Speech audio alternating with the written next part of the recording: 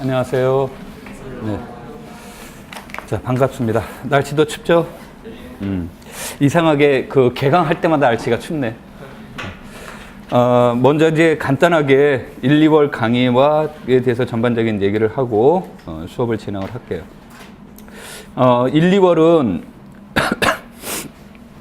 매년 나타나는 현상인데 명절 때문에 2월 18일하고 2월 19일이 휴강으로 되어 있는데 그러면은 강의가 일주가 줄어들어요.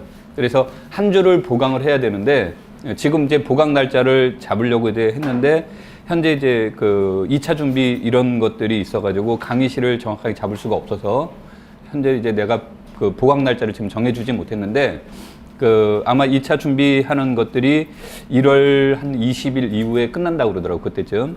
그럼 이제 강의실이 어떻게 되고 이런 사정이 이제 결정되면 이제 보강 날짜를 잡을 드릴 거고, 그 다음에 현재 계획은 보강 날짜를 금요일 날 이렇게 이제 잡을 계획이고 보강은 이제 2번을 하게 될 거예요.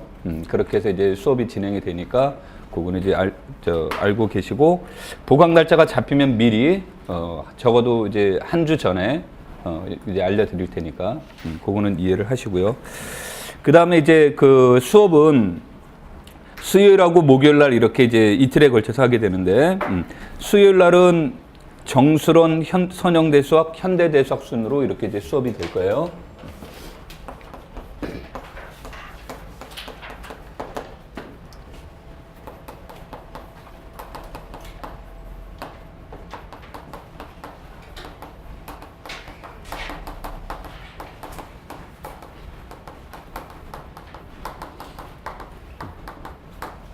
이렇게 이제 수업이 이루어지고요.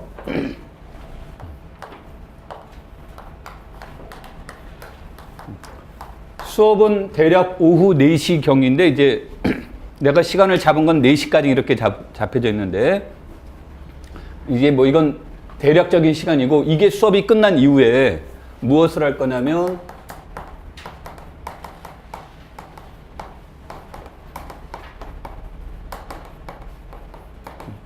수학 교육학 신론 스터디를 할 겁니다. 그래서 이제 이 책으로 스터디를 할 거예요. 이 책으로 스터디를 하는데 여러분들 중에 이제 이 책이 나와 있는 책이 이제 그 구판부터 이제 최근판까지 이렇게 이제 나올 수 있는데, 여러분한테는 책을 만약에 구입을 해야 된다면 절대 중고품 사시지 말고요. 이거를 이제 사지 말라고 하는 거는 뭐냐면 2009 개정교육과정이 나와 있는 것이 필요로 해요. 그러니까 2009 개정교육과정에 나와 있는 걸 해야 되니까 최근판으로 사시라는 얘기고요. 나는 구판이 있는데 그럼 어떡하죠? 그러면 나중에 2009년도 개정교육과정 파트만 따로 복사를 하시면 됩니다. 이제 뭐 나한테 책을 빌려달라고 해도 되고 그러니까. 그래서 기존에 가지고 있는 분들은 뭐 굳이 책을 새로 구입할 필요는 없지만 구입해야 된다면 여러분들은 최근판으로 이렇게 구입을 하십시오. 됐죠? 자, 그래서 이 스터디를 이제 진행을 하게 되는데, 스터디 방법에 대해서 간단하게 얘기를 하면, 내가 스터디를 시작을 하게 되면 범위부터 내가 다 정해 줄 겁니다. 그러니까 뭐 다음 주에는 이제 이를테면 이 책의 이제 구성이 그 총 7개 부에 이제 의해서 구성되어 있는데, 다음 주에는 수학학습 심리학 쪽 파트로 시작을 할 거예요. 다음 주에. 그래서 다음 주는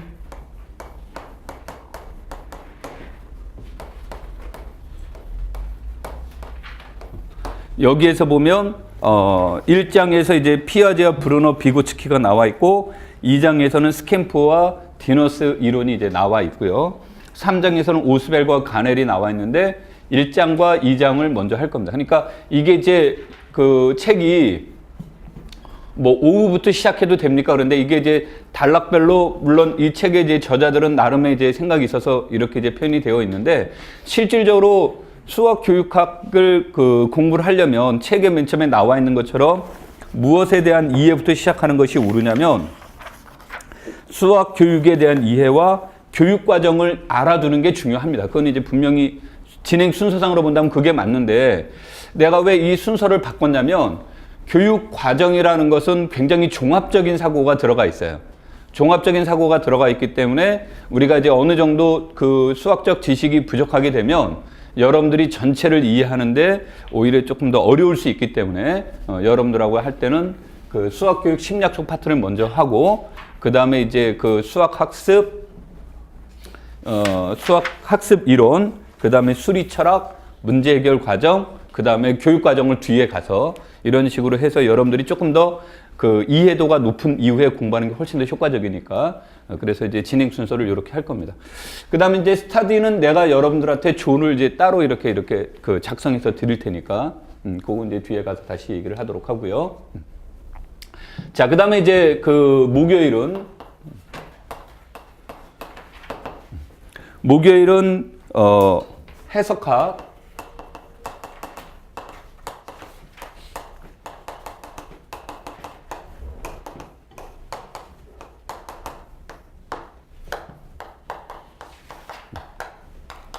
그래서 여기에서 보시면 이제 시험 범위에서 들어가는 내용 중에서 이산수학과 확률통계 영역이 지금 빠져 있죠. 요 빠져 있는데 여러분들이 이제 기초반의 성격이 여러분들이 교사임용 시험에 대해서 전반적인 그 기본적인 내용들을 이해하는 데다가 포커스를 둬야 되기 때문에 조금 부담이 덜한 과목은 그래서 여기서 이제 2과목을 그래서 뺀 거고 이 과목에 대한 기초적인 개념을 보다 많은 시간을 이제 할애하자는 것이 1, 2월의 목적이에요. 그래서 여러분들한테 이제 그런 데다 포커스를 둔 거기 때문에 여러분들이 이런 것을 기준으로 이제 보시면 되겠고 나중에 내가 그 금요일 날 그 지금 이제 예상이라고 그랬죠. 보강을 하게 되면 보강은 그냥 이렇게 하는 것보다 그날 혹시 못 나올 수 있는 사람들이 있어요.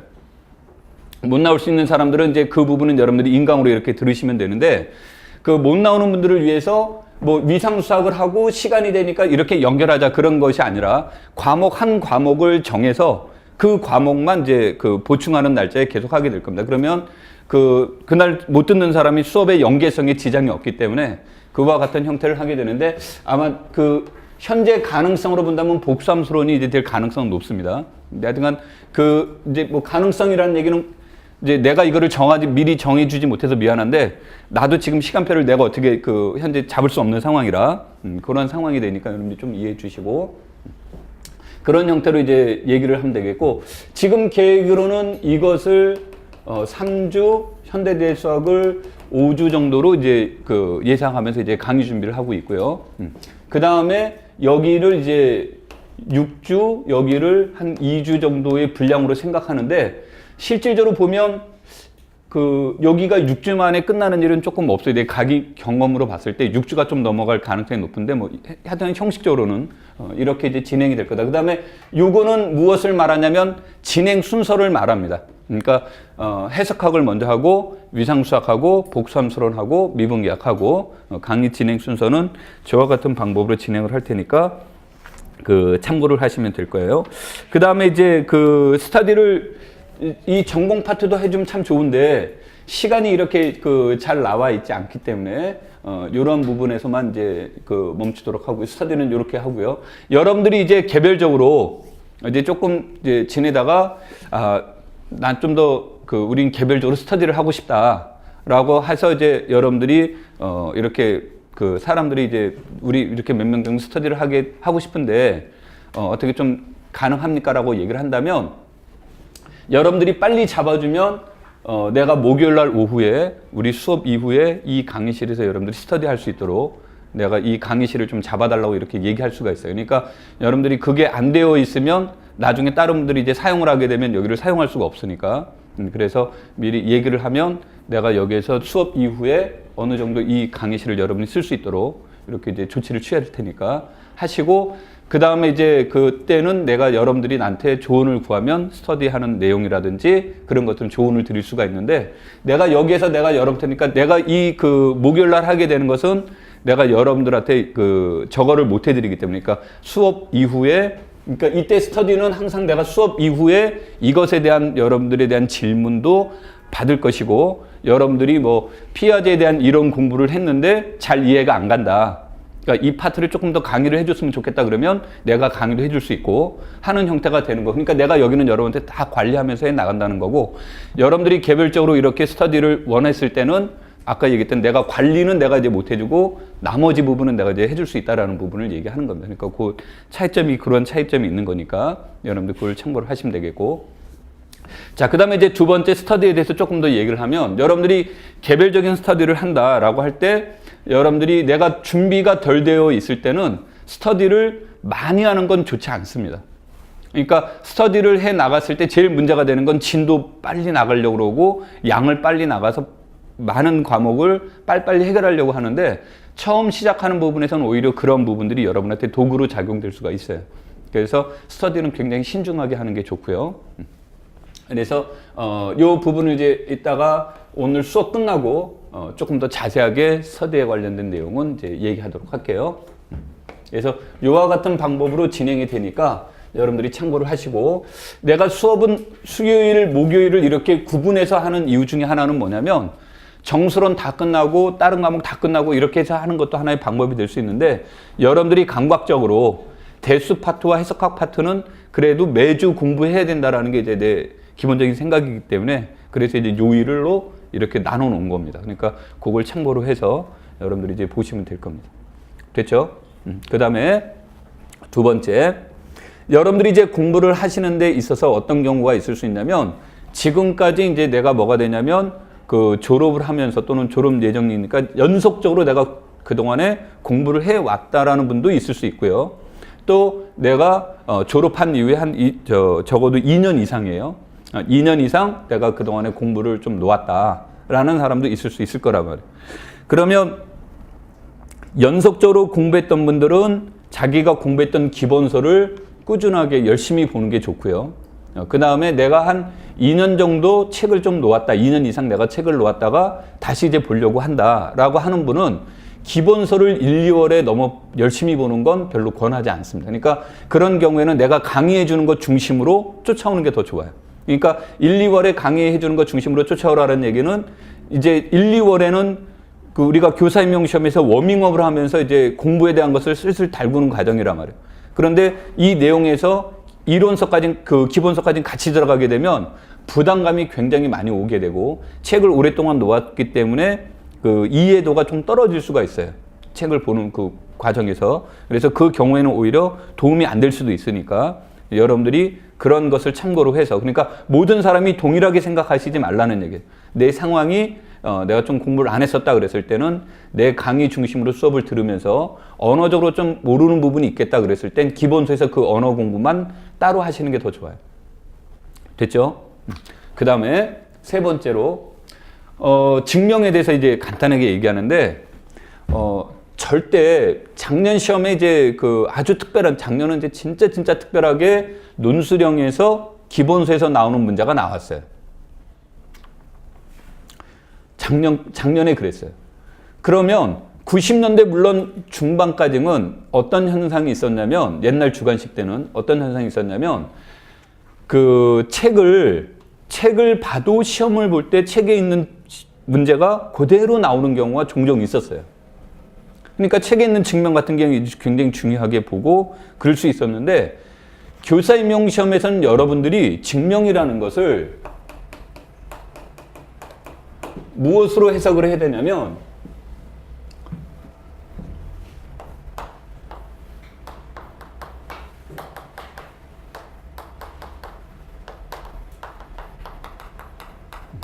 여러분들이 공부하는데 증명을 검증으로 볼 거냐, 증명을 문제 해결 과정의 한 과정으로 볼 거냐의 문제예요. 그러면 증명을 여러분들한테 내가 왜 이 증명 얘기를 이제 뽑아서 얘기를 했냐면, 증명을 검증의 관점으로 볼 거라면 그 검증의 문제는 절대 시험에 나오지 않습니다. 그러니까 여러분들이 생각을 할 때 여러분들이 몰라도 이 이론은 이미 참으로 밝혀졌어요. 그러니까 여러분한테 참인지 아닌지 다시 확인을 요구할 이유가 하나도 없다. 그러니까 이 무엇 차원에서 공부하는 건 바보짓이냐면 검증 차원에서 공부하는 건 바보짓이에요. 그래서 증명을 한다면 증명은 일종의 뭐다? 문제 해결의 내용이고, 그 다음에 두 번째로 여기에서 조금 더 세부적으로 간다면 증명법, 증명 방법, 이런 것들에 대한 관점으로 접근해 나가는 거기 때문에 책에서 우리가 이제 보통 배우는 기본서에서 문제가 시험에 나올 가능성은 5% 미만이라고 해석하시면 돼요. 굉장히 드물 거다. 그러니까 결국은 여러분들이 책에 나와 있는 증명을 다 해야 됩니까? 그랬을 때 개인적으로 나는 증명을 참 좋아합니다. 그럼 내가 말리지 않겠지만 부담을 느끼고 있습니다. 그런 사람한테는 증명하지 않아도 됩니다. 이렇게 얘기를 하고 싶어요. 무슨 말인지 이해되겠습니까? 그래서 책에 나와 있는 내용에서 증명에 포커스를 두면 안 된다. 물론 시험에 증명은 나옵니다. 시험에 증명은 나오지만 그 증명은 검증의 문제가 아니라 아까 뭐라고 그랬냐면 문제 해결의 관점이기 때문에 여러분들한테 기존에 알고 있는 정리나 이 원리를 이용을 해서 새로운 문제를 풀어볼 수 있습니까? 라는 걸 물어보는 관점이에요. 그러니까 여러분들이 책에 나와 있는 증명보다 무엇이 더 중요하냐면 정리의 뜻을 이해하는 게 훨씬 더 중요한 거예요. 그러니까 정리의 뜻을 이해하지 못한 증명은 진짜 아무런 의미가 없어요. 그건 그냥 여러분들이 연습만 하는 거냐면 검증하는 연습밖에 안 됩니다. 내가 이 말을 하는 건 여러분들이 책을 보실 때 증명에 의한 부담감을 갖지 말아라야. 무슨 말인지 이해됐죠? 그 다음에 이제 두 번째로 가끔씩 연습 문제에서 무엇이 나오죠? 증명하시오라는 문제가 나오죠. 연습 문제에서.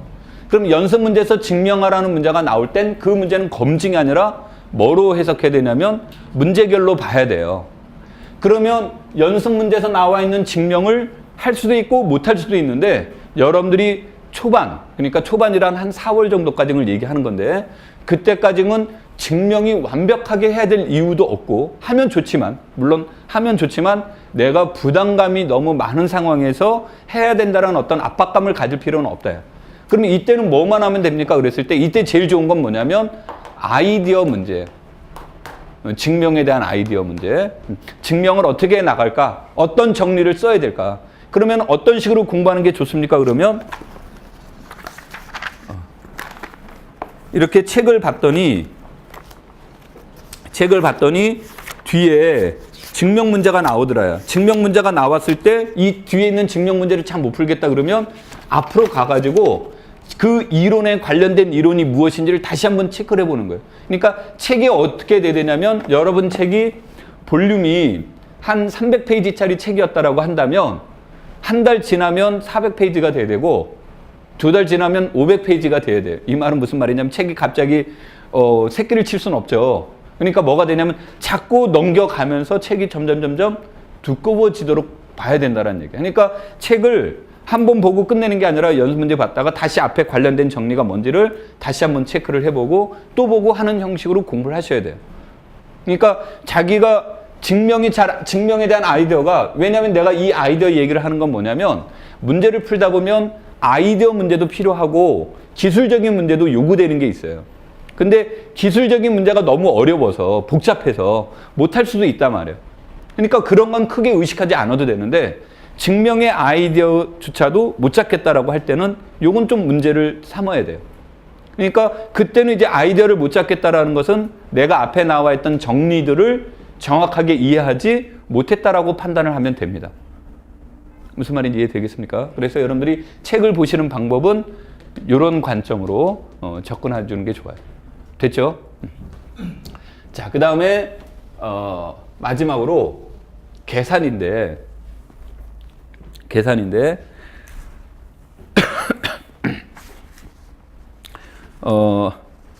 나는 가끔씩 암산합니다.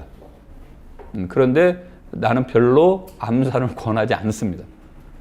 시험 볼 때 계산 속도가 느려서 문제 푸는데 지장이 있었어요. 이런 내용은 절대 없습니다. 내가 문제를 몰라서 제 시간에 못 풀었습니다. 이거는 있을 수 있지만 계산 과정이 느려서 시험 문제를 다 못 풀었습니다는 없습니다. 임용시험에서 그렇게 문제 안 나와요. 그러니까 내가 알고리즘을 알았느냐 모르느냐의 문제지 계산 속도가 빨랐느냐 안 빨랐느냐의 문제는 아니라는 거예요. 그래서 내가 이 말을 하는 건 여러분들한테는 가능하면 암산하시지 말고 반드시 계산을 해 주라는 겁니다. 그게 돼서 이제 나중에 자연스러운 암산이 되어야 되는 거고 그 다음에 이제 조급해 하시지 말고 그래서 여러분들이 이제 공부하는데 그런 데다가 이제 포커스를 두고 공부를 하면 결과는 이제 그 다음에 자연스럽게 좋은 결과가 나올 테니까 그런 데다 이제 포커스를 두면 될 겁니다. 자, 그래서 이제 OT는 간단하게 이렇게 얘기를 하도록 하고요. 자, 그 다음에 요건 그냥 간단하게만 얘기를 하면 내가 작년 12월 19일 날 설명회를 했는데 그날 설명회 때 자료를 나눠드렸어요. 올 이제 기출문제에 대해서. 그래서 그거를 혹시 못 받으신 분 있으면 손 좀 들어보세요.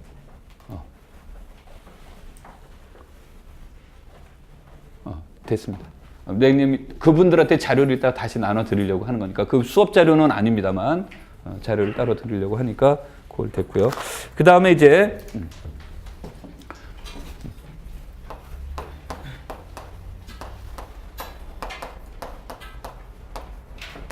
뭐 이건 내 그 휴대폰 번호입니다. 휴대폰 번호인데 어저께 집에 갔는데 휴대폰이 없더라고. 그래서 가만히 보니까 학원에다 놔두고 그냥 난 몸만 빠져나온 거더라고. 그래서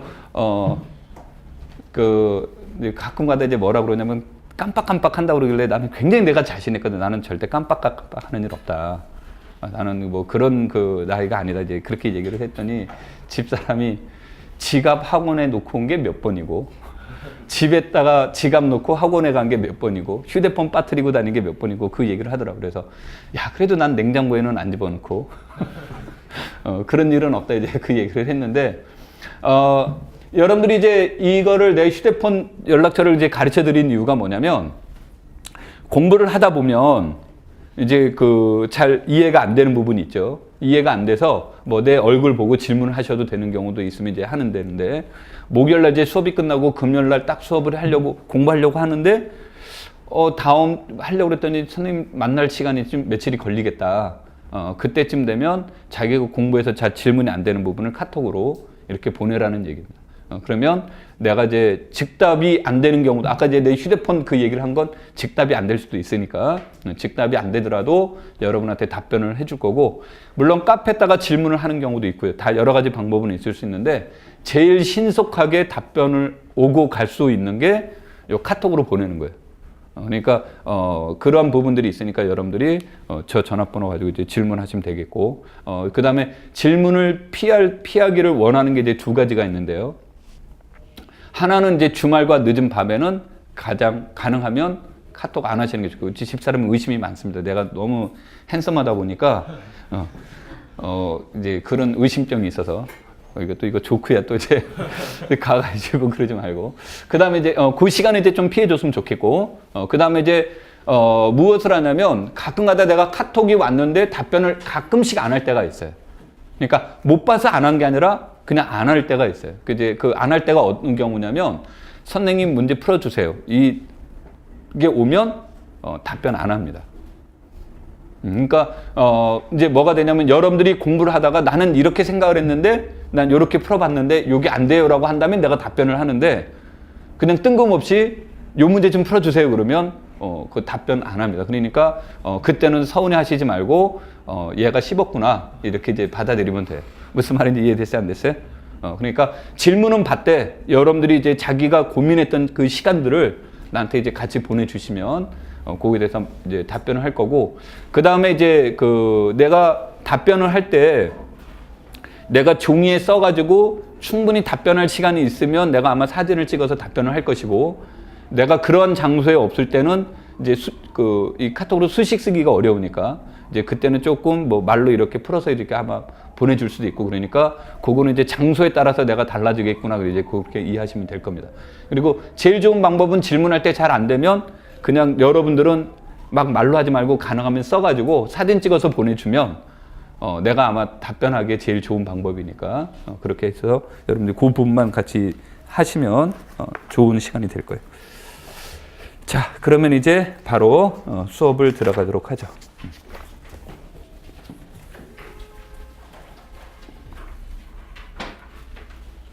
자, 책의 134페이지는 기본 정리부터.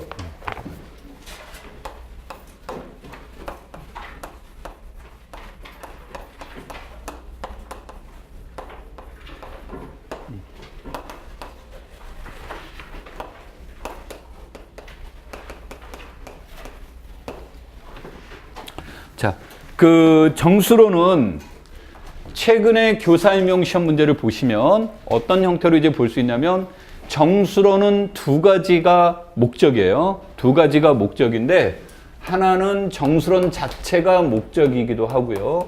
정수론은 하나의 도구로서도 목적을 합니다. 그리고 시험 문제를 보시면 어떨 때는 목적보다는 도구로서의 문제가 나올 때가 많이 있어요.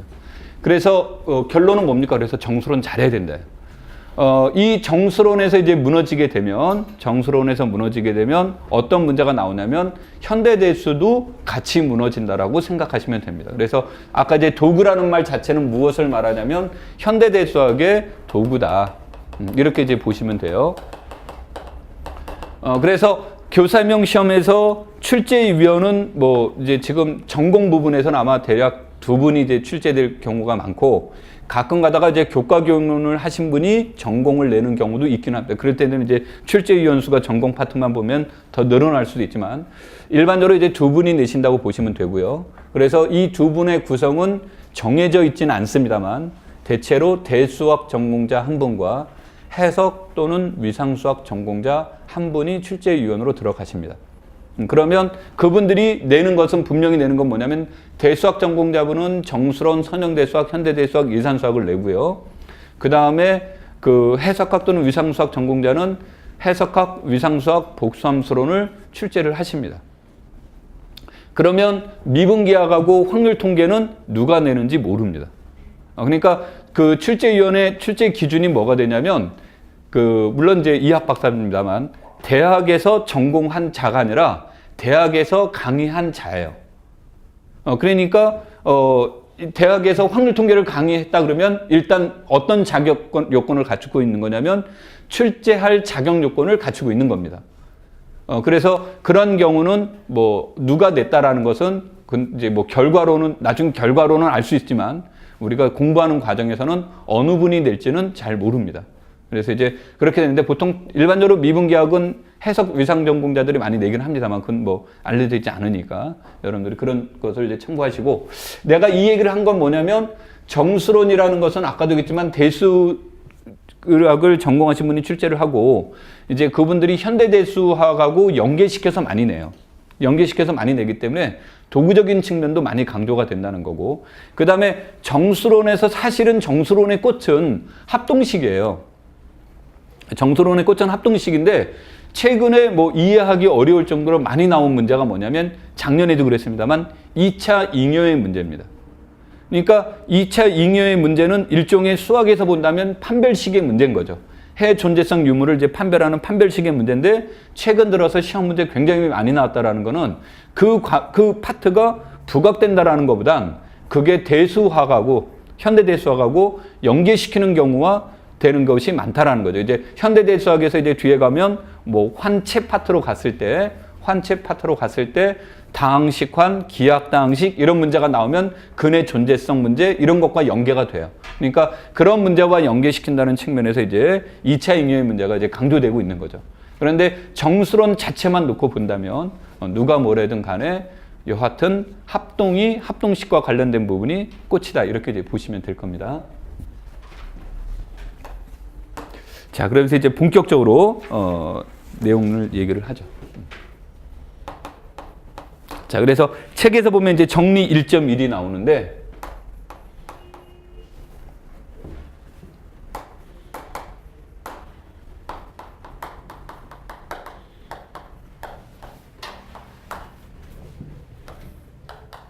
자, 나눗셈 정리가 나오는데요.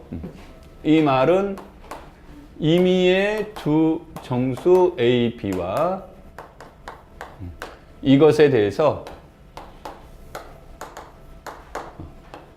B는 AQ 플러스 R을 만족하는 Q와 R이라는 정수가 존재하는데 어떤 관계를 만족하고 있냐면 R은 0보다는 크거나 같고 절대값 A보다는 적습니다. 이렇게 이제 얘기가 나오죠. 이때 물론 얘는 유일하다라는 말을 써도 무방합니다만 통상적으로 유일성은 강조되지 않으니까요. 이런 관계를 이제 만족하게 되는 거고 이게 자연수라면 굳이 절대값 쓸 필요 없죠. 그래서 여러분들이 이걸 이제 우리는 나눗셈 정리의 문제가 되는데 우리가 이 나눗셈 정리의 문제는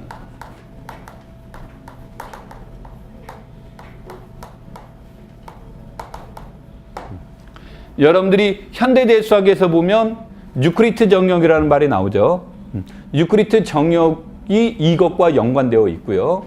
또 그 다음에 물론 이 유크리트 정역의 한 부분이지만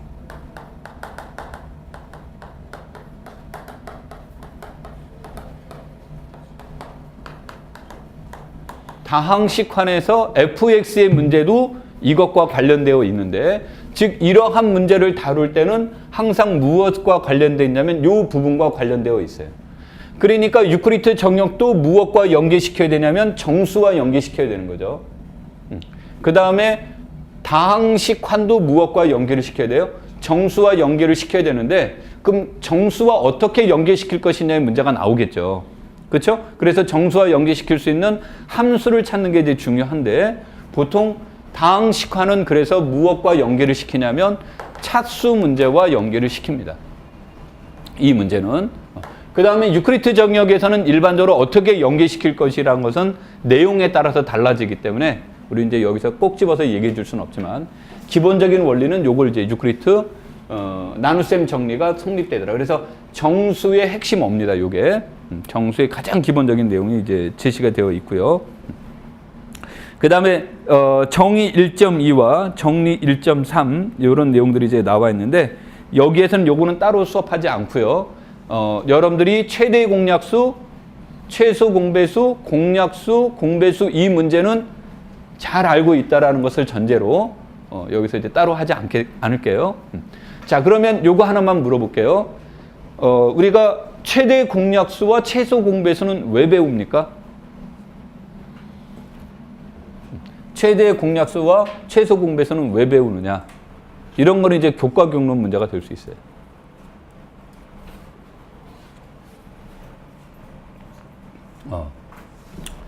물론 나오니까 배우죠. 안 나오면 안 배우죠. 자, 그러면은 공약수와 최대 공약수는 어떤 관계에 있습니까? A, B의 공약수와 A, B의 최대 공약수는 어떤 관계에 있죠? A, B의 모든 공약수는 최대 공약수의 뭐라는 얘기예요? 약수라는 거죠. 다시 말하면 이제 우리가 보면 선형대수학에서 기저라는 말이 나오죠. 그렇죠? 위상수학에서도 뭐가 나와요? 기저라는 말이 나오죠. 그러면은 그 다음에 군론에서는 생성이라는 말이 나오고요. 그럼 이 말의 뜻은 뭐냐면 A, B의 공약수의 문제는 무엇만 알면, 최대 공약수만 알면 나머지 공약수는 최대 공약수의 약수인 거죠. 그러니까 우리가 공약수라는 A와 B라는 공약수를 100개가 있다. 그럼 100개를 들고 다니지 않고 뭐 하나만 알아도, 최대 공약수 하나만 알아도 나머지 모든 문제는 해결해 줄 수 있다가 되겠죠. 그래서 그러한 측면에서 본다면 굉장히 뭐다? 효율성인 거고, 아까 얘기했던 일종의 기저적 사고를 가지고 있다. 최소 공배수도 마찬가지로 뭐가 됩니까?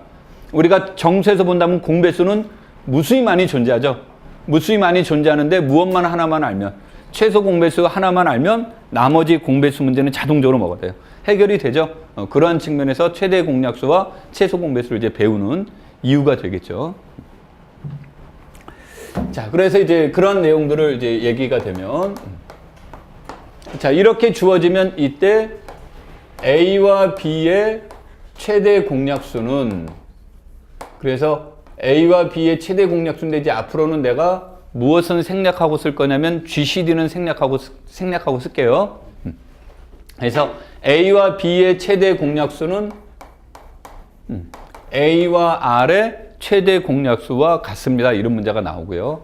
이게 이제 나중에 부정방정식의 중요한 역할론을 하는 겁니다. 자, 그래서 우리가 이제 여기에서 A와 B의 최대 공약수를 E1, A와 R의 최대 공약수를 E2라고 하자.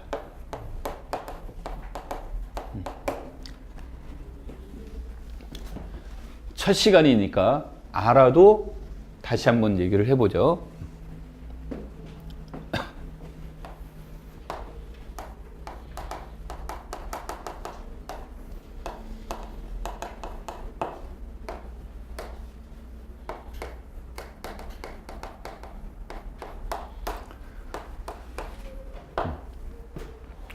자,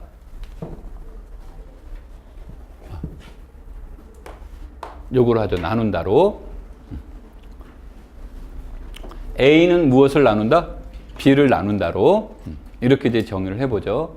그러면 자연수는 자연수를 나누죠. 아니, 참, A는 A를 나누죠. 그 다음에 A가 B를 나누고 B가 C를 나누면, A는 C를 나누니까 추율이 성립되죠. 근데 자연수에서 보면 이 관계가 무슨 관계가 되냐면, 순서 관계가 돼요. 순서 관계 두 번째는 뭐냐면 반대칭 또는 비대칭이라는 말이 있죠. A와 B가 관계 있고 B와 A가 관계 있으면 A와 B는 뭐예요? 같다라는 말을 쓰죠. 그렇죠? 그래서 얘는 순서 관계가 되는데 정수에서는 얘가 순서 관계가 안 돼요. 다시 말하면 2는 마이너스 2를 나누죠. 마이너스 2는 2를 나누죠. 그렇다라고 해서 2와 무엇이 같은 건 아닙니까? 마이너스 2가 같은 건 아니죠. 그래서 이제 나중에 지금 이게 약수배수 문제이기 때문에 나온 건데 이런 문제가 나올 때 A와 B가 같다라는 말은 여기에서는 A가 B를 나누고 B가 A를 나누면 A와 B는 뭐가 돼요? 같다라는 말이 나오는데 정수에서는 이 말을 사용할 수 없다라는 문제가 나오죠. 그래서 이제 사람들이 이런 문제를 다룰 때 자연수에서는 A와 B가 같다라는 것을 설명하는 방법이 A가 B보다 적거나 같고 B가 A보다 적거나 같으면 A와 B는 뭐가 돼요? 같다가 되죠? 뭐 정수에서도 마찬가지입니다만. 그래서 둘이 같다라는 것을 설명하는 방법 중에 하나로 나눈다라는 것을 설명하는 방법이 있고 이런 방법을 설명하는 방법도 있고 그래요. 그런데 정수에서는 나눈다로는 설명해 줄 수 없기 때문에 뭐로 한다? A가 B보다 적거나 같고 B가 A보다 뭐다? 적거나 같다라는 원리를 이용을 하는 거죠. 그래서 두 수가 같다라는 것을 설명할 때 이 원리를 이용할 거냐, 이 원리를 이용할 것이냐의 문제는 상황에 따라 달라질 수 있지만 통상적으로 그래서 사람들이 이 표현을 많이 써요. 왜냐하면 자연수다 그랬을 땐 얘가 편리할 때가 많은데 정수라는 언어가 들어가게 되면 이 표현이 어려울 수가 있어요. 그래서 뭐를 선택하냐면 요거를 이제 선택해서 문제를 많이 풉니다. 되겠죠?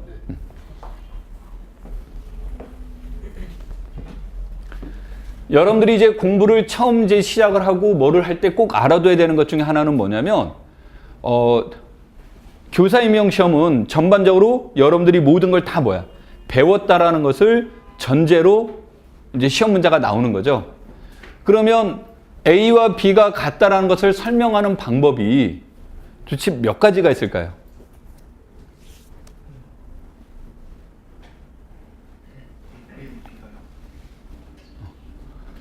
이 말은 그때 달라요.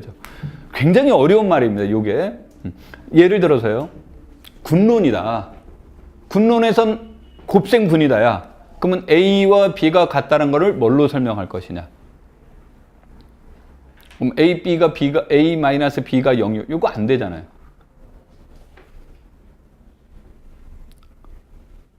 그렇죠? 그러니까 상황에 따라서 이제 달라진다는. 물론 이제 그때 방법은 뭐 군론이다 그러면 얘가 항등원이야 뭐 이런 문제를 이용할 수도 있고요. 그런가 하면 함수 문제다. 함수 문제면 A와 B가 같다라는 것을 얘기할 때 주로 1대1을 통해서 1대1이라는 전제가 있으면 FA와 FB가 같으면 무엇과 무엇이 같아요? A와 B가 같다라는 걸 설명할 수도 있고요. 그렇죠? 순서 문제가 주어졌다. 그러면 A가 B, 순서 관계가 되는 관계가 주어지면 A와 B가 관계가 있고 B와 A가 관계 있으면 A와 B는 뭐예요? 같다라는 얘기가 나오는 거고요. 수체계에서, 수체계란 특별한 말 없으면 실수체계를 얘기하는 겁니다. 수체계에서는 A와 B가 같다라는 말은 조금 뭐 한 것처럼 A-B가 무엇이라는 것을 설명을 하면 0이라는 것을 설명해서 A와 B가 뭐예요? 같다라는 걸 해줄 수 있다는 거죠. 그러니까 여러분들이 그런 것을 감각적으로 얘기를 해줘야 된다는 얘기고, 그 다음에 뭐 그 위상수학에서 T2 공간이다. 뭐 갑자기 이상한 말 막 나오는데 하여튼 그런 갑다 그렇게 이해하시면 돼. 위상수학에서 T2 공간에서 A와 B가 같음을 설명하라. 그럼 어떻게 할 거냐 그런 얘기예요.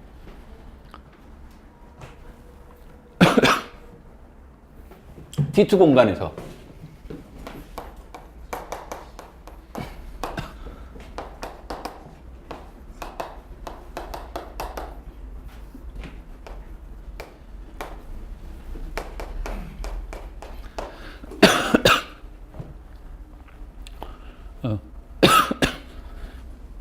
그러면 T2 공간의 정의를 이해하면 무슨 말이 나오냐면 A와 B가 서로 다르면 A를 포함하는 열린 집합, B를 포함하는 열린 집합 중에 서로 소인 게 반드시 있다예요.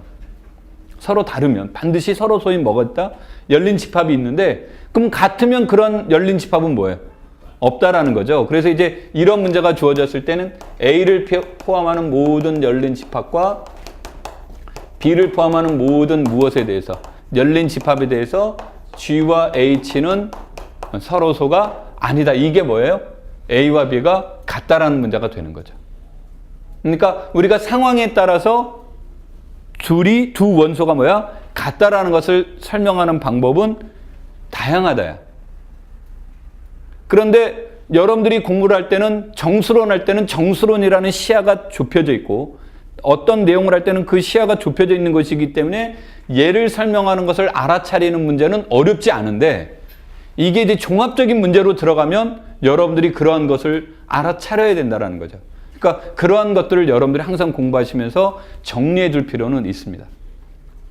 됐죠? 얘는 뭐 교과 경론에서도 할 얘기가 제일 많은 얘기인데 뭐라고 나오냐면 이제 나는 물론 우리나라 논문을 읽었습니다만 우리나라 논문도 외국 논문을 갖다 이제 한 것을 참고해서 보면 학교 수학에서 제일 많이 나오는 수학 기호는 등호래요. 같다. 이게 제일 많이 나오는데 제일 많이 나오는데 제일 많이 뜻을 모르는 게 등호의 뜻. 참 이해돼야 안 돼요?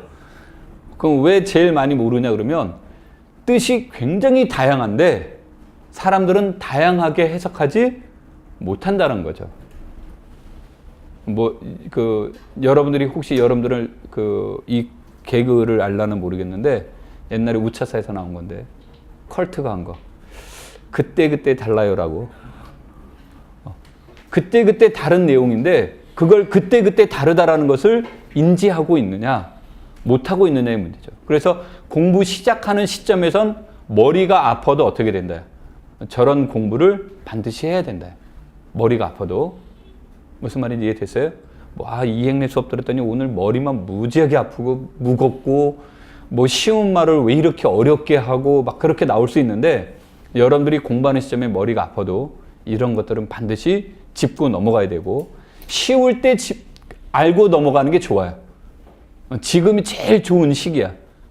가면 갈수록 이거 알려고도 하지 않고, 요즘 나오잖아. 근데, 어쩌라고, 이렇게 이제 나오는 거죠. 이제 그래서 처음 시작할 때 여러분들이 알아두시면 좋으니까 그런 차원에서 얘기한 거예요. 다시 이제 증명으로 넘어갈게요.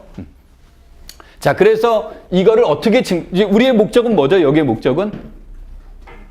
이 원과 이 투가 같다라는 거죠. 그러면 같은 것을 뭐로 설명할 것이냐. 그래서 최대의 공약수라는 것은 공약수 중에 가장 크다란 뜻이 있으니까 우리의 목적은 무엇을 설명해 주면 얘를 설명해 주면 이 원과 이 투는 뭐가 된다요? 같다가 된다라는 얘기죠. 그래서 거기다 이제 포커스를 두고 전개시켜보 나가자 그런 얘기죠. 자, 그러면 이런 주어지게 되면 이게 첫 번째로 A와 B의 최대 공약수가 이거라 하면 R은 B 마이너스 뭐가 돼요? AQ가 되죠? 그런데 이 최대 공약수라는 말 빼버리고 공약수니까 이 원은 B의 약수이고 이 원은 무엇의 약수도 됩니까? A의 약수도 되니까 이 말은 이 원은 무엇을 나눈다가 돼요? R을 나눈다가 되겠죠? 따라서 이 말은 이 원은 A와 R의 뭐가 돼요? 약수가 되는 거죠? 그러면 A와 R의 약수 중에서 가장 큰 것을 E2라고 놓았기 때문에 따라서 이 원은 E2보다 적거나 같다가 되겠죠? 자, 그 다음에 이제 두 번째 내용으로 여기에서 본다면 B는 AQ 플러스 R이니까 똑같은 이유로 얘는 E2가 이것의 약수니까 최대 공약수니까 E2는 A를 나누고 E2는 R을 나누므로 E2는 무엇을 나눈대요? B를 나눈다죠? 따라서 E2는 E1보다 적거나 같단데. 그쵸? 그런데 이제 첫 번째에 비해서 두 번째는 굉장히 뭔가 허술하죠, 증명이. 그쵸? 이런 문제가 나올 때 사실은 첫 번째 내용과 두 번째 내용은 문자와 위치만 바뀌었지 내용상으로는 뭐가 됩니까? 동일한 내용이 되겠죠? 그래서 시험 볼 때 이걸 2번을 생략하는 경우가 많습니다. 그리고 생략하는 게 더 좋고요. 그러니까 생략할 때 이제 주로 어떤 단어를 씁니까? 이걸로 안 하고 1과 같은 이유로. 1과 같은 이유에 의해서 E2는 무엇보다 적거나 같다요? E1과 보다 적거나 같다라는 얘기죠. 그래서 이 말은 따라서 E1과 E2는 같더라. 이제 그런 문제가 되겠죠. 그래서 이제 사람들이 이런 문제를 다루려고 이게 왜 중요한 얘기입니까? 그럼 이제 처음에는 B와 A의 최대 공약수를 다루려고 하는데 그 다음에 이제 A와 무엇의 최대 공약수를 다루는 겁니까? A와 R의 최대 공약수로 가는 거죠. 그래서 이 문제는 큰 수의 최대 공약수 문제를 무엇의 문제로? 작은 수의 최대 공약수 문제로 바꿔나가는 과정이죠. 그래서 이제 큰 수 문제를 점점 뭐로 가자? 작은 수로 이제 줄이는 그런 문제가 되겠죠.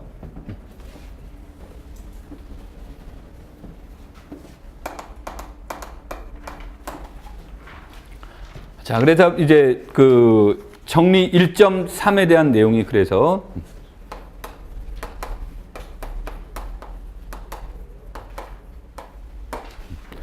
A와 B의 최대 공약수 문제는 A와 A-B의 최대 공약수 문제와 뭐다? 같다라는 거죠. 그럼 이것도 이제 뭐가 되냐면 뭐 그냥 간단하게 얘를 E1, 얘를 E2라고 한다면 얘는 E1의 배수죠. 얘도 E1의 배수고 얘도 E1의 배수죠. 그러니까 전체는 무엇의 배수가 됩니까? E1의 배수가 되고 가장 큰 게 E2라고 그랬으니까 그래서 E1은 이렇게 되겠죠? 얘도 E2의 배수고 얘도 E2의 배수죠. 그럼 얘에서 얘를 빼준 것도 무엇의 배수가 돼요? E2의 배수가 되는데 빼주면 B가 되죠? 그래서 B도 E2의 배수가 되니까 E2는 뭐다? 이런 식으로 이제 설명이 되는 거죠. 그래서 여하튼 이 문제는 크게 이용되지 않고 물론 얘가 더 크게 이용이 됩니다만 항상 저것의 기본적인 원리는 큰 수의 문제를 무슨 수로? 작은 수의 문제로 전환시켜 주는 게 여기 이제 목적에 해당이 돼요. 자, 그 다음에 정리 1.4에 대한 주장은 간단하게 말로 하면 A와 B의 최대 공약수 문제를 다룰 때 AM, BM이 들어간 건 뭐냐면 AM, BM은 공통적으로 무엇의 배수라는 것이 지금 직관적으로 보인 거예요. M의 배수라는 얘기죠. 그러니까 이 말은 이런 거예요. 뭐 6과 10의 최대 공약수 문제는 뭐 60과 100의 최대 공약수 문제와 같음 이렇게 이제 아니 이것의 최대 공약수 문제를 이것의 최대 공약수는 이거를 이용하는 거지. 이 과정을 이용하려고 하는 거지. 여기에 얘를 곱해서 얘를 이용하려고 하는 건 아니다. 오케이? 그런데 이제 계속 공부하면서 느끼겠지만 별로 이렇게 이제 그렇구나 정도 이하는 없습니다. 이제 아까 제일 중요한 건 한간 두 번째가 제일 중요하게 이용이 되는 거고요. 마찬가지로 똑같은 배수 문제가 나온다면 이 문제가 나왔다 그러면 얘는 10분의 60과 10분의 100의 최대 공약수 문제는 이런 걸 이제 이런 식으로 이제 구해 볼 수 있는 거죠. 그래서 여기에서는 그 공약수의 문제가 이렇게 이제 주어져 있다 그러면 이 문제는 방금 말한 것처럼 무엇의 공약수와 같다야? 이것의 공약수와 같더라 그런 얘기죠. 그래서 n분의 a와 n분의 b의 최대 공약수 문제는 n분의 a와 b의 최대 공약수 문제와 같습니다. 뭐 이런 건 내가 지금 판서를 안 하는 이유는 그냥 상식적으로 넘고 이해하고 넘어가면 됩니다. 이제 그런 뜻의 문제예요. 오케이? 자, 그 다음에 이제 그 따름 정리 1.5에 나와 있는 내용 중에 어떤 문제가 이제 나오냐면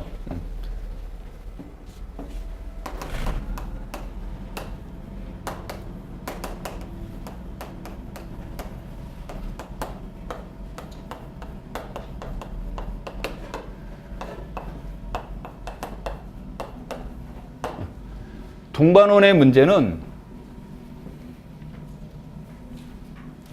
A가 B를 나누고 B가 A를 나누면 A와 B를 동반원이다 이런 뜻으로 이제 보는데 동반원이라고 해석을 하는데 이 말을 조금 어렵게 해석해 보면 이런 뜻이에요.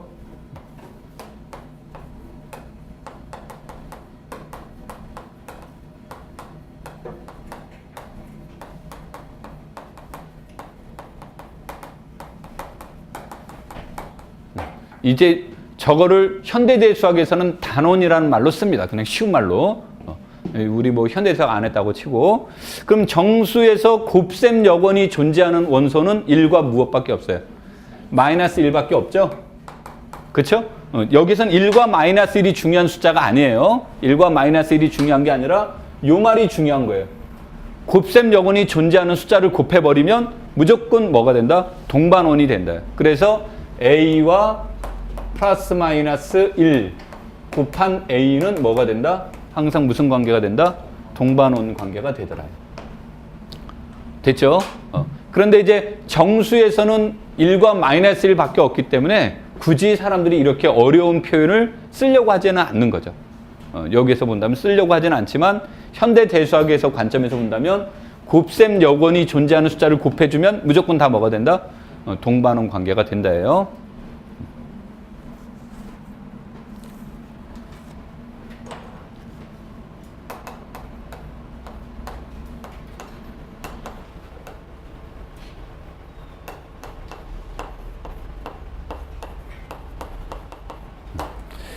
자, A와 B의 최대 공약수가 D일 때, A와 B의 최대 공약수가 D일 때,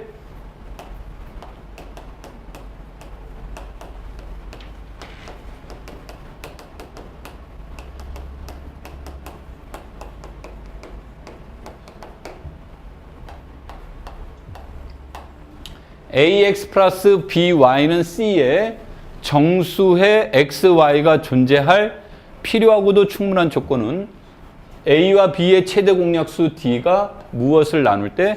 C를 나눌 때인데 이것도 그냥 간단하게 얘기하면 A도 D의 배수, B도 무엇의 배수예요? D의 배수니까 AX도 D의 배수고 BY도 D의 배수니까 왼쪽이 분명히 몇의 배수가 돼요? D의 배수가 되는 거죠? D의 배수가 되니까 오른쪽도 몇의 배수가 돼야 된다. D의 배수가 돼야 됩니다. 이제 그런 뜻으로 이제 이해를 하시면 되는데 이것의 관계보다 더 큰 관심은 이거죠.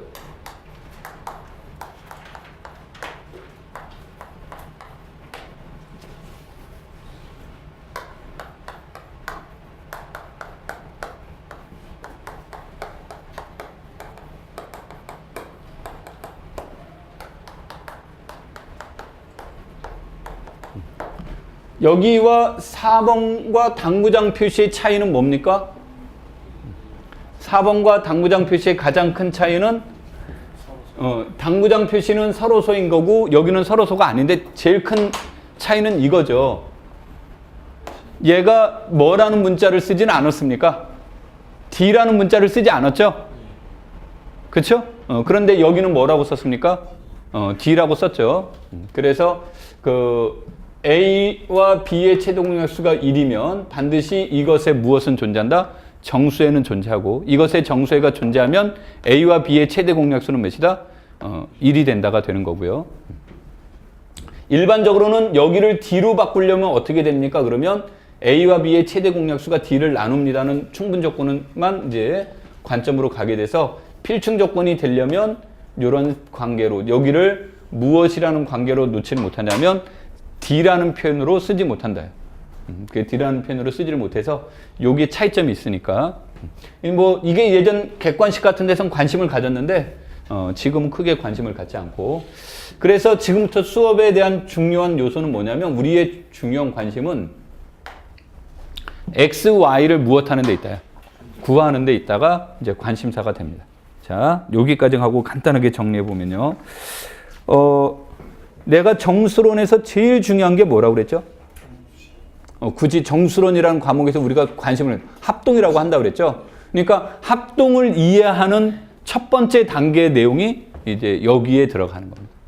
그래서 이것과 관련되어 있는 문제. 그래서 부정 방정식의 문제가 되고요. 그 다음에 내가 아까 정수론이 현대대수학의 일종의 뭐가 된다고 그랬습니까? 이제 도구적인 역할을 한다고 했고요. 물론 군에서도 활용이 됩니다만 환론에서 굉장히 많이 이용이 되고 환론에서 이용을 하려다 보면 이제 결국은 단위원의 문제, 단원의 문제, 뭐 아까 여기 표현에 의하면 곱셈 역원의 문제, 이런 문제가 다룰 때 핵심적인 언어는 바로 뭐다? 서로 소인 것이 핵심적인 언어가 돼요. 그래서 여러분들이 이런 거는 능수능란하게 해결을 해야 됩니다. 물론 출제도 됐었고요.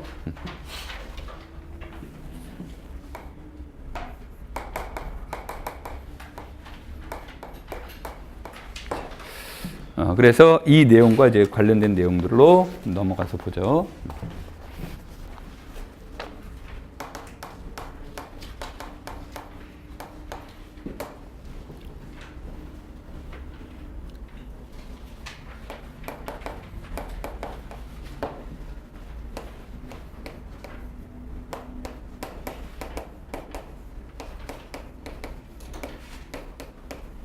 자, 이렇게 주어지면요. 여기에서 보면 이 0의 특징은 모든 수의 뭐라는 겁니까? 모든 수의 배수가 되니까 얘는 분명히 3의 배수도 된다죠. 그렇죠? 그런데 얘도 몇의 배수냐면 3의 배수 맞고요. x에 관계없이. 그렇죠? 얘도 몇의 배수가 돼요? 3의 배수가 되는 게 맞죠? 그러니까 얘도 몇의 배수가 된다. 3의 배수가 되니까 이렇게 주어지게 되면 3은 무엇을 나눈대? 5y 제곱을 나눈다죠. 그쵸? 뭐, 그 다음에 얘도 5의 배수고 얘도 5의 배수죠? 그러니까 얘도 몇의 배수가 돼야 된대? 5의 배수가 돼야 되고 나머지 숫자는 얘네들과 연관성이 없기 때문에 무의미하고요. 자, 이렇게 이제 주어지게 되는데 이 문제에서 보시면 3과 5는 뭐가 되는 관계예요? 서로 소인 관계죠? 그러니까 서로 소란 얘기는 1은 무시를 해버리면 공통된 약수는 존재하지 않는다란 뜻이니까 얘가 3의 배수이면 반드시 얘가 몇의 배수여야 된다요? 3의 배수여야 된다가 되겠죠? 그 다음에 이건 뒤에 가서 할 얘기입니다만 3이 소수이기 때문에 3은 무엇을 나눈다요? y를 나눈다가 되겠죠? 이건 지금 뭐 여기에서는 그냥 이렇게만 넘어가죠. 뒤에 가서 다시 하도록 하고 이 문제도 같은 이유로 5가 무엇을 나눈대? x를 나눠야 된다죠? 이 마찬가지로 5가 무엇이기 때문에 소수이기 때문에 그래서 저런 문제가 이제 제기가 되고요.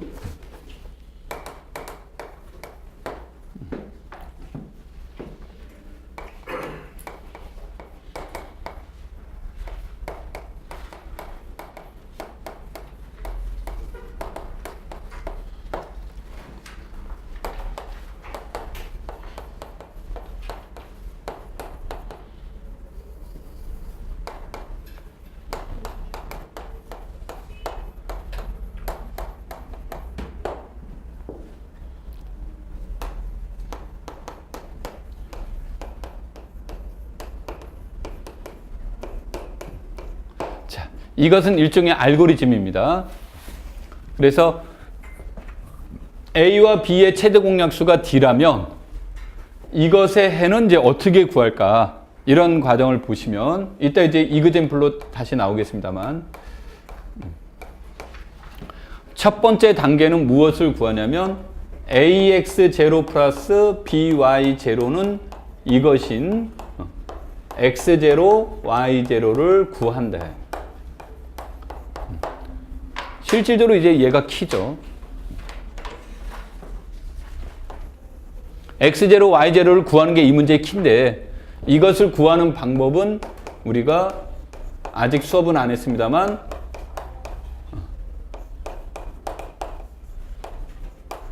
유클리드 알고리즘을 이용하는 겁니다. 아까 이제 우리 나눗셈 정리했던 원리로 얘를 이제 구한다가 1단계 목적이고요. 두 번째 단계에 가서는 그러면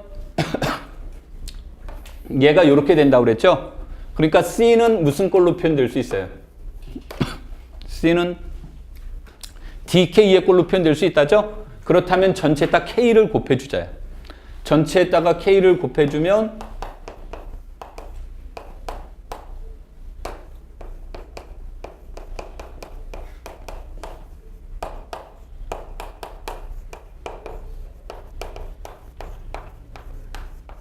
얘를 구한다예요. 오케이? 이랬을 때 여기에서 사람들이 X1, Y1을 우리는 특수해 또는 특별해라고 이렇게 얘기를 하는데 이건 아무런 뜻이 없어요. 그냥 특별하게 구했다야. 그러니까 이건 아무런 뜻은 없는데 출제위원들은 자기가 원하는 특별한 답을 가끔씩 원할 때가 있어요. 그러니까 이제 내가 가끔 하다 농담으로 뭐라 하냐면 X1, Y1을 구하는 방법 중에 제일 쉬운 건 찍어서 답을 맞출 때죠. 근데 이제 출제위원들은 찍어서 답을 맞추기를 원하지 않는 거고, 그래서 이제 제약을 둬요. 그러니까 제약은 별 문제 없는 거니까 그 사람이 원하는 답을 원하는 거고, 그래서 일반적으로 이제 특별회를 구하게 된다고. 이제 저 과정까지 얻어졌다. 저 과정까지 얻어졌으면 이제 무엇을 가냐면 마지막 3단계에서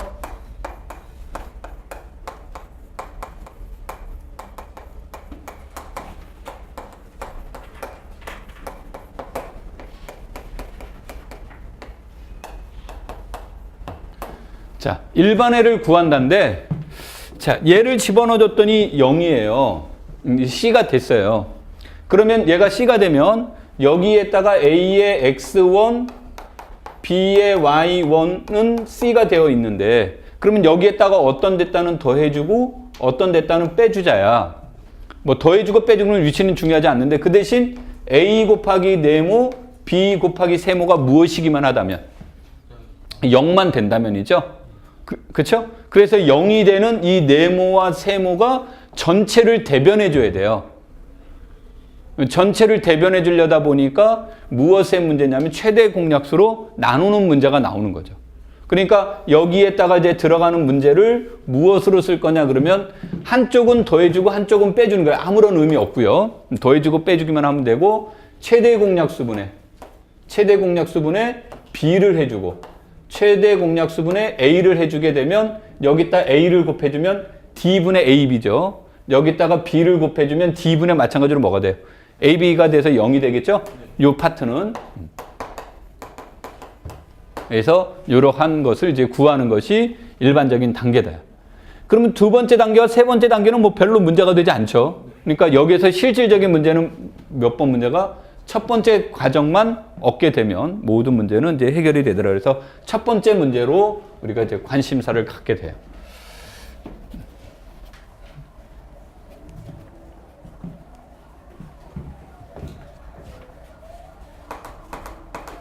자, 그래서 여기에서 이제 몇 가지 예를 보면요.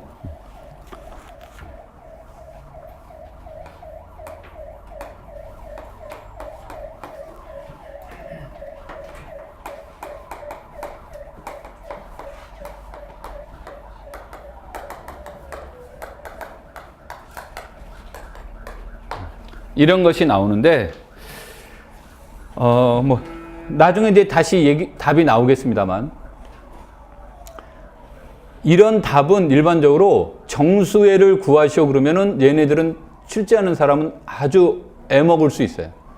그럼 일반회를 구하라 그러면 일반회도 애먹을 수 있습니다. 왜냐면 일반회를 구할 때 얘가 X1, Y1은 아까도 얘기했듯이 구하는 방법은 어떤 방법을 쓰든 답만 맞으면 된다고 그랬죠. 그러다 보니까 출제위원이 요구하는 답이 나올까 안 나올까의 문제예요. 그러니까 출제위원이 구한 답하고 실질적인 답은 같지만 모양은 뭐다? 다를 수 있다라는 거죠. 그런데 이게 뭐 한 10명, 20명 정도다 그러면 다양한 답 나와도 체크해 보는데 시간 걸리지 않으니까 아무런 문제가 되지 않아요. 근데 교사의 명처럼 많은 사람이 시험을 보게 되면 채점은 문제가 됩니다. 그래서 이제 출제위원들이 가장 원하는 답은 뭐 실제로 나왔던 문제 중에 하나가 이런 것을 만족하는 절대값 중에서 최소값을 구하시오. 뭐 이제 이런 문제가 나온 거죠. 그 최소값을 구하라고 함으로써 자기가 원하는 답 몇 개만 하나만 나오도록 유도를 해버리는 거죠. 오케이? 자, 그래서 이제 이런 문제로 가시면 그래서 이 문제는 첫 번째로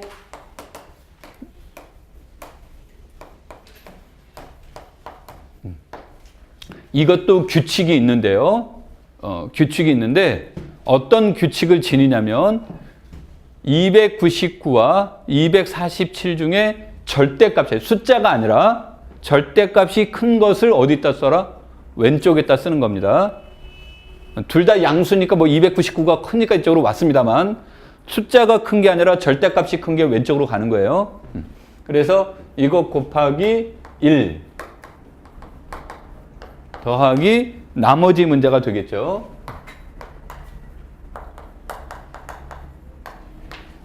자, 그러면 우리 앞에서 어떤 문제가 이제 있었습니까? 299와 247의 최대 공약수는 247과 52의 최대 공약수와 같다 그랬죠? 그러니까 이제 이 문제로부터 이 문제로 전환을 시키는 거예요. 그럼 이 중에 절대값이 큰 건 몇입니까? 247이라서 247은 52 곱하기 4 플러스 39의 문제가 되고요. 그러면 이제 얘는 얘가 나오죠. 그 다음에 52는 39 곱하기 1 하면 13이 나오고요.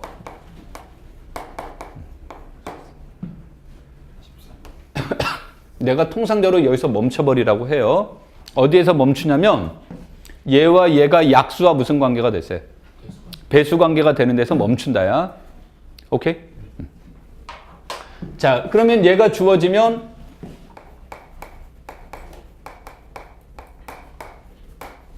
아까 우리가 구하는 첫 번째 단계에서 뭘 구하는 거라고 그랬습니까?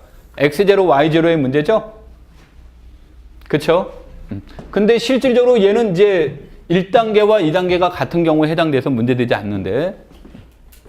자, 그래서 이것의 방법은 두 가지가 있는데 첫 번째 방법은 내가 선호하지 않는 거고 이거를 풀어본 적이 별로 없어요. 그래서 틀릴 가능성이 높습니다.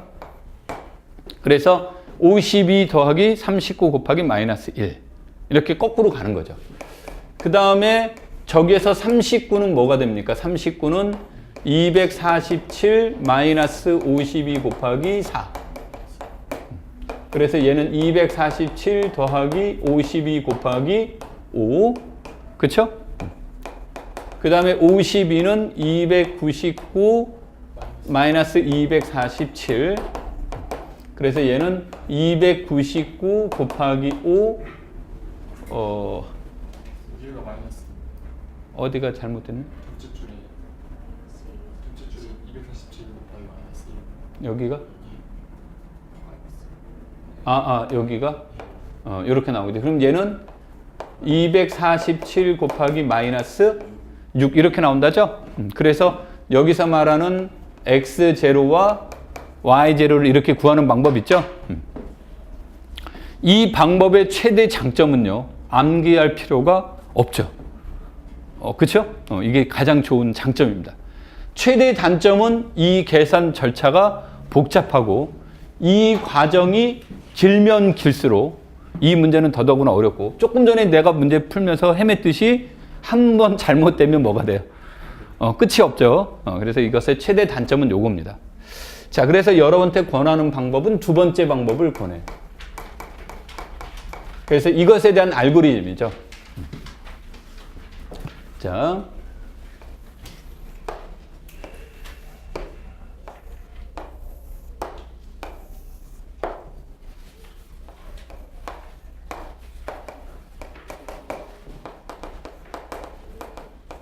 그러니까 좌측 처음에 나온 좌측이 여기를 지칭하는 겁니다. 여기. 문자 XY로 공부하시면 안 되고요.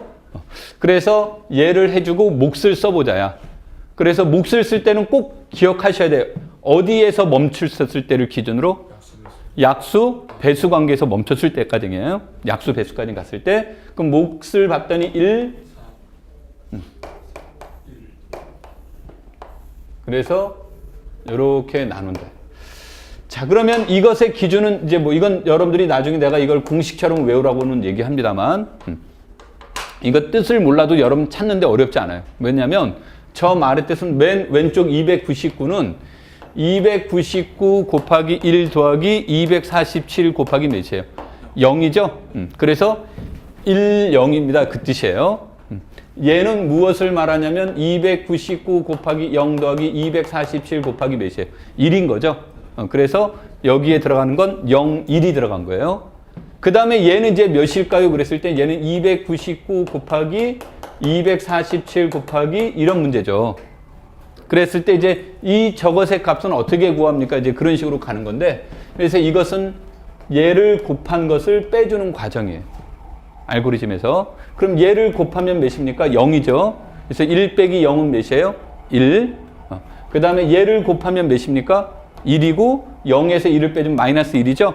얘를 굳이 따져본다면 이 뜻이에요. 299 곱하기 1 더하기 247 곱하기 마이너스 1은 몇이다? 52더라 뭐 이런 뜻이에요. 굳이 따진다면. 그 다음에 얘는 이제 39에 대한 해예요. 여기에서 나온 거. 52, 39 몇 가지 나왔습니까?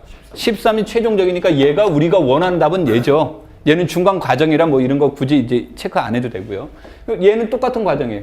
곱한 거를 빼줘라 그런 얘기죠. 이렇게. 얘를 곱한 거를 빼줘라. 그럼 5가 되겠죠? 그럼 곱한 거를 빼주면 5가 되고 곱한 것을 빼주면 마이너스 6이 돼서 이렇게 주어지면 얘는 아무리 길어도 이렇게 복잡하지 않다가 나와요. 되겠죠? 그래서 내가 이제 이거를 할 땐 뭐라고 하냐면 기준을 얘로 하는데 얘가 두 줄에서 끝나면 방법 1보다 더 좋은 방법은 없다. 두 줄 정도에서 끝났다면. 근데 세 줄, 네 줄 넘어갔다. 그러면 얘는 생각보다 복잡하고 얘는 계산량이 많으면 여하튼 사람인지라 계산량이 많으면 실수의 가능성은 늘 뭐다? 열어놓는 거죠. 그래서 이제 별로 이제 그 긴 때는 이건 좋은 방법이 아니니까. 됐죠? 그래서 이렇게 이제 주어졌습니다. 자, 그래서 저렇게 이제 주어져 있다.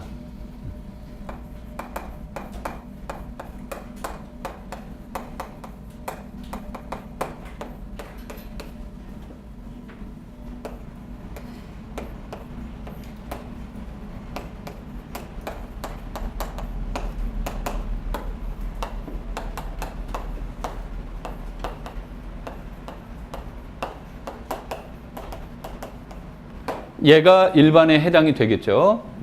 근데 아까도 얘기했듯이요. 여러분들을 절대 당황하면 안 되는 건 뭐냐면 얘네 둘은 플러스다 마이너스다라는 건 아무런 의미가 없어요. 여하튼 하나가 플러스면 하나가 무엇이면 된다야? 마이너스면 되는 거지 반드시 플러스 마이너스일 필요는 없다야. 뭐 요거 나누는 거는 계산 안 해도 되겠죠? 얘가 19가 나온대. 19가 나오고 얘는 23이 나오고요. 그래서 이와 같은 방법을 이용을 해서 이런 것을 이제 풀어보는 문제가 있고요. 자, 그런가 하면 그 우리 181페이지인가 연습 문제를 잠깐 볼까요?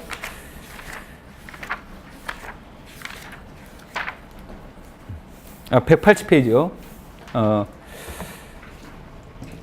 여기서 저 180페이지 문제 똑같으니까 다른 문제로 넘어가고 이 문제가 주어지면 요거 다시 쓰면 아까 얘가 뭐가 된다고 그랬냐면 얘가 된다고 그랬죠? 그래서 이제 과거의 기출문제 같은 경우 물어봤을 때 뭘 물어본 적이 있었냐면 이것의 최소값은 하는 문제예요. 이것의 최소값은. 그러면 t가 0이면 최소값은 몇이 되는 겁니까? 11이죠. t가 0이면. 그쵸? 그 다음에 t가 1일 수도 있고 마이너스 1일 수도 있는데 1이면 얘가 이미 뭐가 됩니까? 20이 넘어가 버리죠? 절대값 문제니까 음수가 나올 일은 없고요. 마이너스 1이라도 얘가 몇이 됩니까? 얘도 20이 이미 뭐가 돼버려요? 넘어가 버리죠? 그쵸? 마이너스 1이라면 17. 지금 같은 건 11이 넘어가 버리죠. 2가 되면 뭐 더더구나 이제 그 다음 탈 얘기가 없고. 그러니까 이것의 최소값은 몇이 돼요? 11이죠? 그래서 이것을 이제 11을 원하는 이유 중에 하나는 뭐냐면 여러분한테 이렇게 풀었다면 t가 몇일 때가 답이다라는 얘기예요. 0일 때가 답이 되니까 만약에 여기가 5와 마이너스 6이 아닌 뭐도 사실은 답이 됩니까? t가 1인 거를 넣어주면 24, t가 1이면 마이너스 몇도 답이 되는 거예요. 얘도 답이 되는 거란 말이에요. 오케이? 그러니까 뭐 이렇게 찍어서 이렇게 나온 사람도 있을 것이고 아까 5와 마이너스 6이 나오는 경우도 있을 수 있겠죠. 근데 이제 출제 이원은 얘가 목적인 게 아니고 여러분한테 이게 알고리즘이 목적인 거예요. 이 과정이. 과정이 목적인데 이런 문제는 서술형으로서는 조금 어울리지 않습니다. 그러니까 이런 문제가 이제 주어질 때는 무엇으로 바꿔버리냐면 그 기입형 문제로 나올 가능성이 높은데 이 기입형의 문제들도 답을 갖다가 이제 깔끔하게 처리하는 방법은 절대값 문제를 이용해서 최소값을 구하시오. 뭐 이런 문제로 바꿀 수 있겠죠. 오케이? 자, 그런가 하면 이제 4번 문제를 볼게요. 얘가 4번이 맞나요?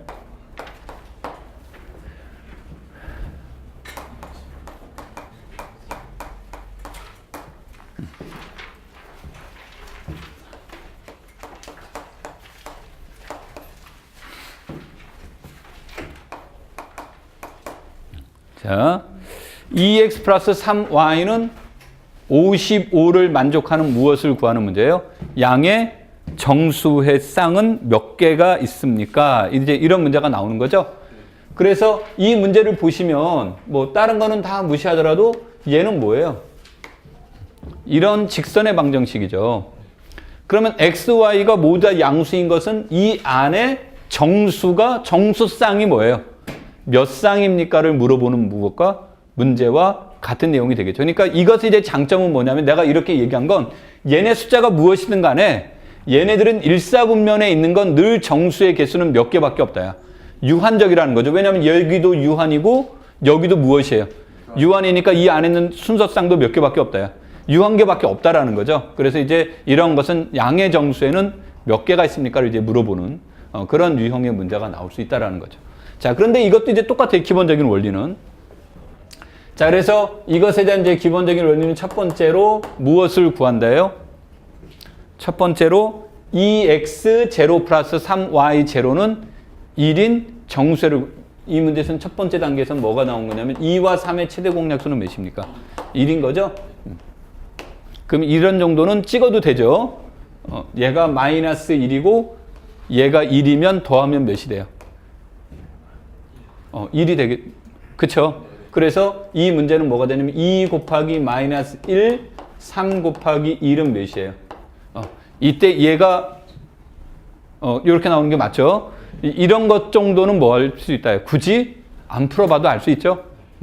그러면 얘는 자연스럽게 2 곱하기 마이너스 55 더하기 3 곱하기 55는 몇이 돼요? 55가 되는 거죠? 그러니까 이 마이너스 55와 55가 무엇의 문제예요?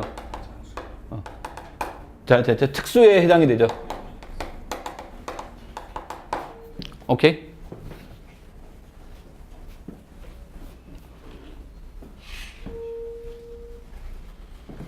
자, 따라서 일반에는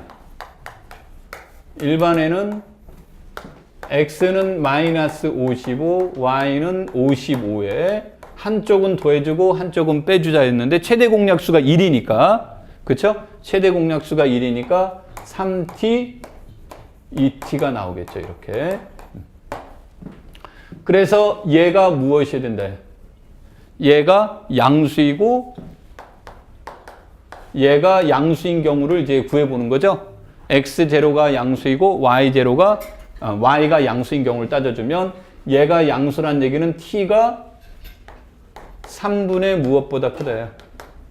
55보다 크다가 되겠죠? 그 다음에 얘가 양수가 된다는 얘기는 t가 2분의 55보다 적어 되는데 얘는 물론 뭐예요? 정수가 되겠죠? 그러면 3, 1은 3, 25, 38.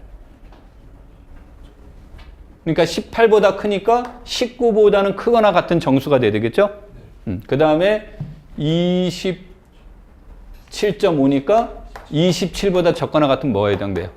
정수에 해당이 되겠죠? 그래서 27 마이너스 18이니까 따라서 몇 개가 나오는 겁니까? 9개가 나오는 거죠? 그쵸? 이거는 여러분한테 쌍을 물어볼 리는 없다야. 이제 뭐, 한 몇 개 정도가 되면 쌍을 물어보는 거 9개씩이나 되는데, 그쵸? 그래서 이제 몇 쌍입니까? 이런 정도만 물어보는 문제로 이런 내용들을 이제 다뤄볼 수 있다라는 거죠. 이게 이제 가장 기본적인 문제에 이제 해당이 돼요. 자, 첫 시간에 너무 말이 많았죠? 자, 좀만 쉬었다가 다음 내용으로 넘어가.